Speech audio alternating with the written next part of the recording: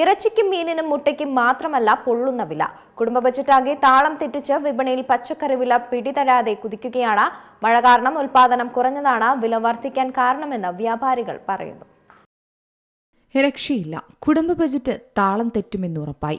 സവാള ഗിരിഗിരി, ഉള്ളിവില ഞെട്ടിച്ചു.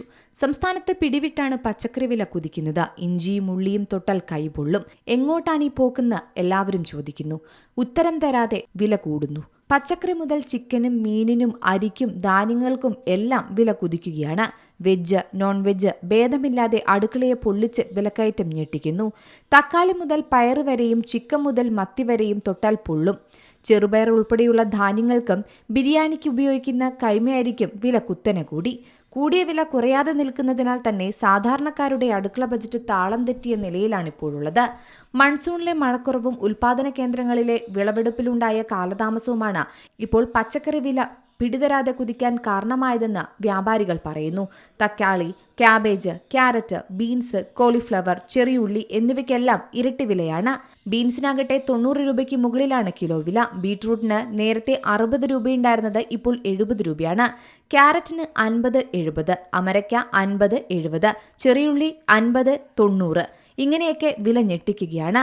മഴ താളം തെറ്റിയതിനാൽ ഉൽപാദനം കുറഞ്ഞതാണ് വില വർധനവിന് കാരണമെന്നാണ് എല്ലാവരും പറയുന്നത്. പക്ഷേ എല്ലാ വർഷവും ഈ സീസണിൽ വില വർധനവ് സാധാരണയാണെന്നും പറയുന്നു. പ്രത്യേകിച്ച് പിന്നീട് വില കുറയുന്ന കാഴ്ചയുമുണ്ട്. ഇത്തവണ പക്ഷേ കുറയുന്നില്ല എന്നതാണ് മറ്റൊരു കാര്യം. കർണാടക, തമിഴ്നാട്, തലവാടി തുടങ്ങിയ ഇടങ്ങളിൽ നിന്നാണ് കേരളത്തിലേക്ക് പച്ചക്കറി പതിവായി എത്തുന്നത്. ഏതാനും ദിവസങ്ങൾ മുമ്പ് 20 രൂപയായിരുന്ന തക്കാളിക്ക് ഇപ്പോൾ 40 മുതൽ 52 രൂപ വരെയാണ് ഈടാക്കുന്നത്. ഇഞ്ചി വിലയാകട്ടെ 100-ന് മുകളിലെത്തി. ഇഞ്ചി വില ഇനിയും കൂടുമെന്ന് തന്നെയാണ് വ്യാപാരികൾ പറയുന്നത്. ഉണ്ടമുളകിന് 65 രൂപ, വെളുത്തുള്ളി 175 രൂപ, ഉരുളക്കിഴങ്ങ് 60, സവാള 40, കപ്പയ്ക്ക 30, വഴുതന 35, പയർ 30 എന്നിങ്ങനെയാണ് വില.